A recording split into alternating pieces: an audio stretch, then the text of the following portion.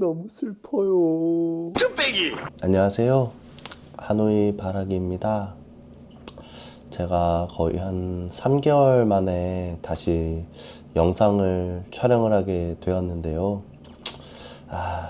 이 썸네일에서 보셨던 것처럼 결국 파혼을 진행을 하게 되었습니다. 지금은 다 마무리가 된 상황이고요. 제가 지금 감기가 좀 심하게 걸려 있는 상태라 오늘 쉬고 있어요. 그래서 몸이 좀 좋지 않은데도 불구하고 시간이 있을 때 이렇게 영상을 찍어야겠다는 생각이 들어서 이렇게 영상을 촬영하게 되었습니다.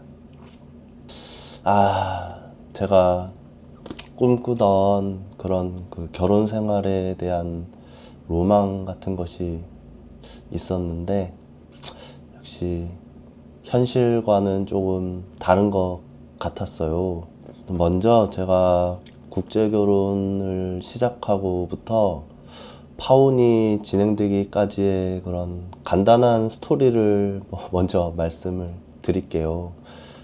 저는 이 국제 결혼을 하면은 모든 것이 문제가 없을 거라고 생각을 했어요.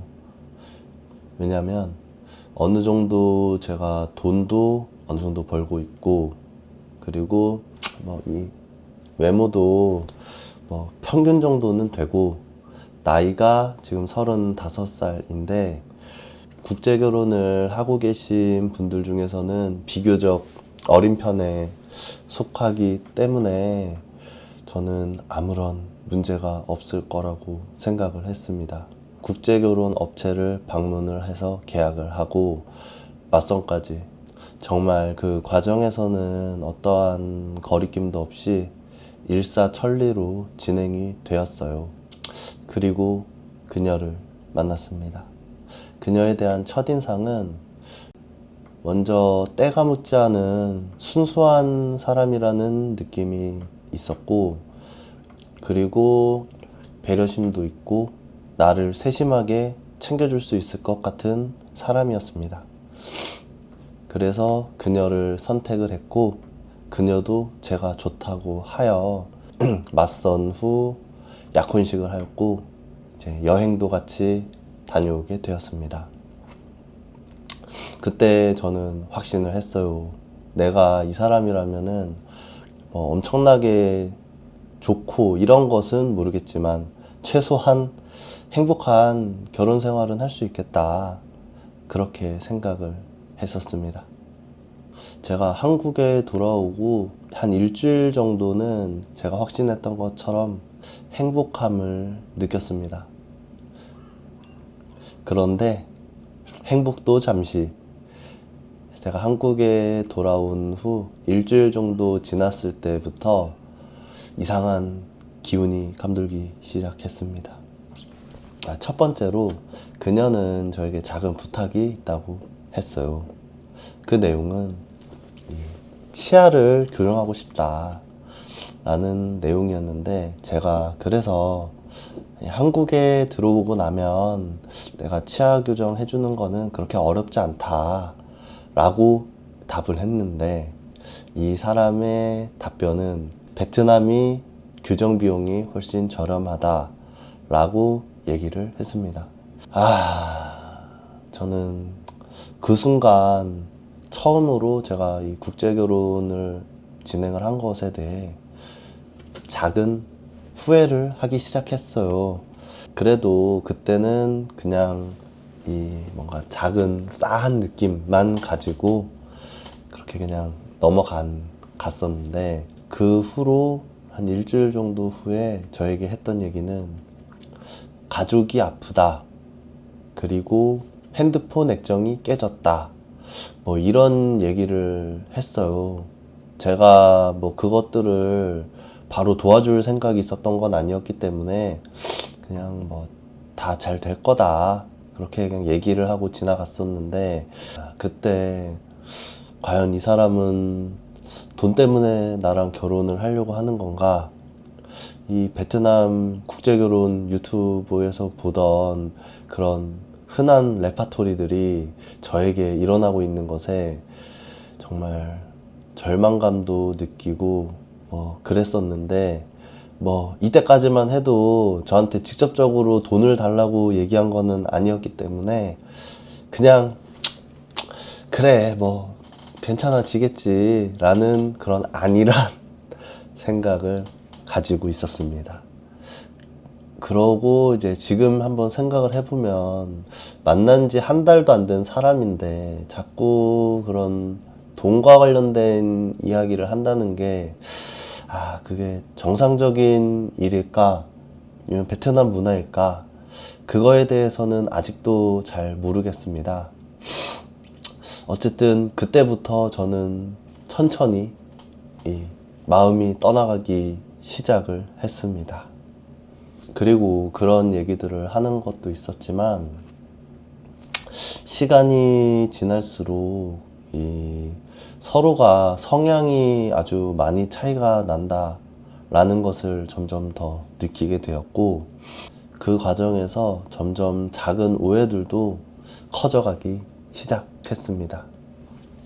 그리고 1월이 되었을 때 이제 결정적인 사건이 있었는데, 설날에 이제 부모님께 선물도 사고 싶고, 그리고 이제 자기 머리도 조금 새롭게 바꿔보고 싶고 네일 아트까지 다 새롭게 하고 싶다고 저에게 얘기를 하고는 저에게 돈을 더 줄 수 없겠냐고 얘기를 했습니다.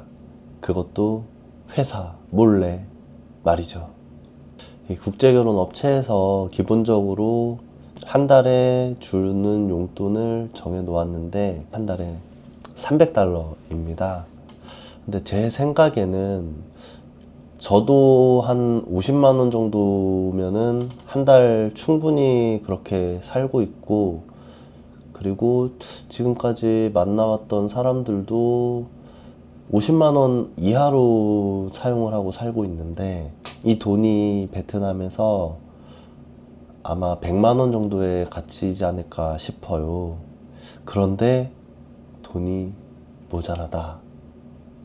더 달라. 그 순간 저는 이런 생각이 들었습니다. 아무리 나이가 어리다고 해도 이렇게 사리 분별이 없을 수가 있을까? 내가 베트남 문화에 대해서 몰라서 그런 걸까? 이런저런 생각들이 꼬리에 꼬리를 물으면서 아주 많은 생각을 하게 되었었습니다. 그러면서 이제 이 그녀에 대한 콩깍지도 어느 정도 벗겨져 있는 상태고, 이때 저는 사실 파혼을 결심을 했었습니다. 그런데 바로 결정할 수는 없었어요. 매니저하고 상담을 했었는데 매니저가 그녀와 상담을 해보고 난 결과는 제가 생각하는 것만큼 그렇게 나쁜 사람이 아니니 너무 의심하지 말고 조금 더 지켜봐 달라고 얘기를 했습니다. 나이가 어리기 때문에 철딱서니가 없다고요. 아이고 참, 저는 그 얘기를 듣고 한 번 더 믿어보기로 했습니다. 그런데 그 이후에 지금까지 한 2달 정도의 시간은 정말 지옥 같았어요. 그녀는 집착이 좀 심했고 배려심이 없었습니다.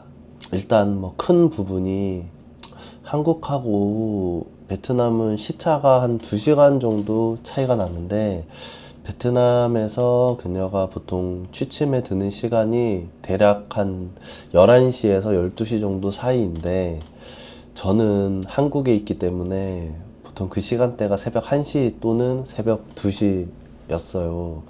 그런데 저는 아침 7시 때 일어나서 출근 준비를 하고 나가야 되는 그런 입장인데, 5시간 자고 출근을 한다는 게 쉽지가 않더라고요. 그렇게 시간이 점점 지날수록 저는 건강 상태가 점점 나빠졌고, 그리고 삶의 의욕도 조금씩 사라지고 있었습니다. 그러다가 좀 결정적인 일이 있었는데, 제가 그날도 몸이 좀 안 좋아서 조금 빨리 퇴근을 해서 집에서 쉬고 있었을 때였던 것 같아요. 근데 뭐 그녀는 저에게 요즘 변한 것 같다고 하면서 4시간 동안 저를 괴롭혔습니다.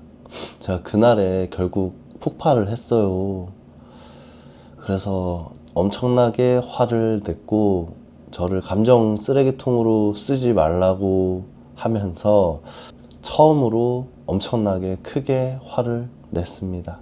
근데 그 후부터 그녀는 아주 소극적으로 변했어요. 저는 이미 그 시점에 이 결혼 생활에 대해서 거의 포기한 상태였었습니다.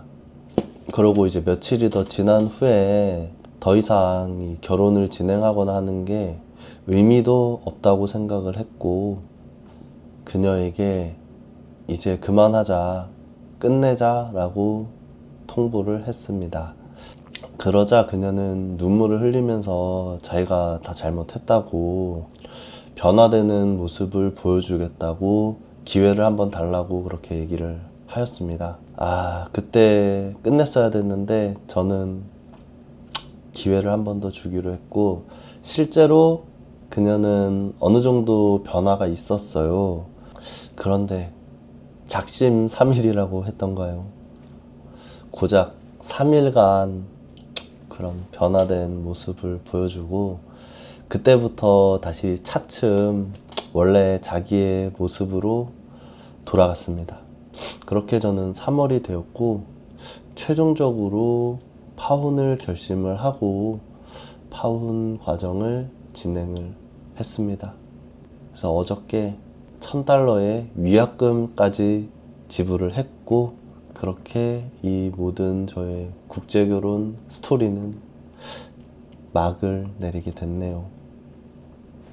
제가 이 국제결혼에 대해서 진행을 해보면서 느낀 점이 몇 가지가 있는데요. 일단 첫 번째, 결혼은 로맨틱한 환상이 아니다고 생각이 들었습니다. 콩깍지가 벗겨지면은 결국 현실이더라고요. 그리고 이게 문화 차이인지 아니면은 그냥 사람과 사람의 성향 차이인지는 모르겠지만, 제가 이해할 수 없는 부분들이 상당히 많았습니다. 그래서 결코 이 문화 차이에 대해서 간과하면 안 되겠구나 라는 점을 배웠고, 그리고 이게 지금 업체를 통한 결혼의 장단점 중에 하나인 것 같은데, 그 결혼 전에 반드시 상대방에 대해서 알아가는 시간이 필요한 것 같아요. 그리고 제가 들었던 말 중에 말이 많고 생각이 너무 많다라는 얘기를 들었어요. 이게 모르겠어요. 제가 만약에 그런 성향이 없고 과묵하고 그냥 그랬던 성향이었다면은 이 사람이 어떤 사람이다를 알았던 순간이 전통 결혼식 하고 한국에 입국한 이후에 이렇게 몸을 부딪히면서 그때 아마 깨달았었을 텐데, 그러면 얼마나 더 끔찍한 일이 일어났었을까요? 저는 단점이라고 생각하지는 않는데, 어쨌든 그녀는 그게 저의 단점이라고 얘기를 했습니다. 제가 한번 진행했던 요 업체하고는 아마 다시 진행을 하지는 않을 것 같아요. 한 번 잘못됐는데 2번 또 진행하면은 과연 잘 될 수 있을까라는 생각도 들고, 그래서 그냥 과감하게 업체와 계약은 해지를 진행을 했습니다. 그 다음에 제가 다음에 어떤 영상을 찍으면은 지금 진행하려고 하시는 분들에게 도움이 될 수 있을까, 이런 부분을 좀 생각을 해봤는데, 일단 뭐 비용적인 부분들에 대해서 좀 궁금하실 것 같아요.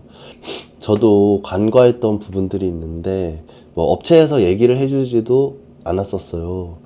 일단 제가 토탈 들어간 비용이 전통 결혼식하고 뭐 한국에 입국하고 이런 거를 안 했는데도 불구하고 거의 한 2천만 원 정도가 들었어요.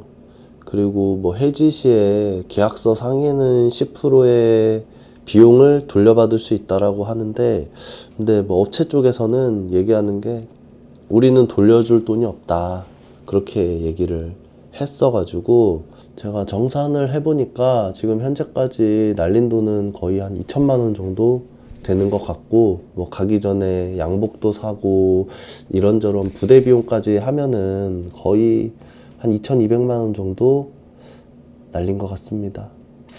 제가 작년에 열심히 일해서 모았던 피 같은 돈, 제 인생의 1년이 이렇게 날아갔네요. 진행을 하시기 전에 내가 이것을 했을 때 지금 쓴 돈은 다 없어지는 돈이다, 이렇게 생각을 하시고, 그리고 파혼을 했을 때 만약에 위약금까지 물어준다 하면은 아마 비용이 더 많이 들지 않을까 싶어요.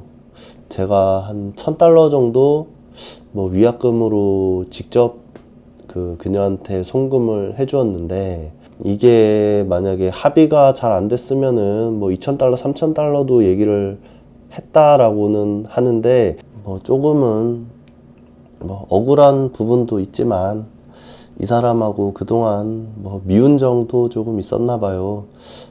솔직히 뭐 파혼을 했지만 이 사람이 싫지는 않습니다.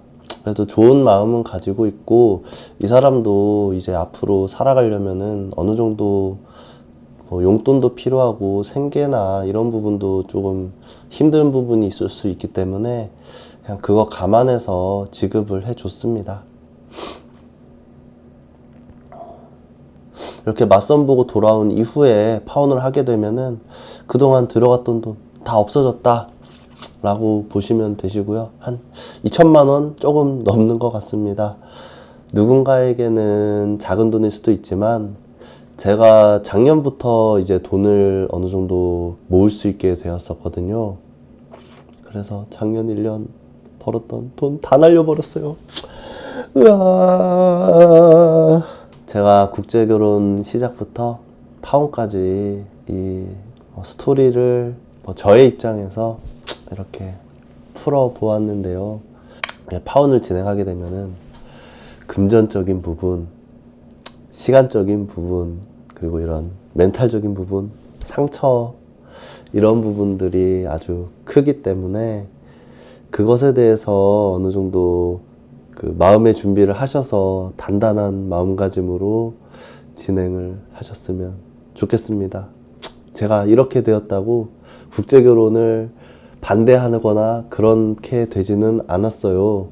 20대 때 하던 연애의 감정을 그대로 느낄 수 있다는 점, 뭐 사실 그거 한 가지만 해도 모든 단점들을 다 커버하고도 남습니다. 하지만 내 성향과 상대의 성향, 이게 맞지 않는다면은 아무리 좋은 느낌이 있어도 잘 진행되기는 어렵지 않는 점, 그 점이 저에게 남아있는 교훈입니다. 지금까지 이 긴 주저리 떠드는 이 영상을 봐주셔서 감사드리고요. 제가 앞으로도 이 하노이 바라기 채널을 계속 운영은 할 생각이에요. 인생에 한번 결혼은 해봐야 되지 않겠습니까? 여기저기 여러 나라들 여행도 다니고, 그리고 뭐 업체를 통해 다시 결혼을 진행을 하든, 뭐 자유롭게 만나서 결혼을 진행을 하든 결혼은 할 것이기 때문에 저의 이 초심, 결혼을 하겠다는 이 초심을 잃지 않고 계속 조금씩 더 좋아지는 이 하노이 바라기가 되기 위해 노력하겠습니다. 감사합니다. 너무 슬퍼요.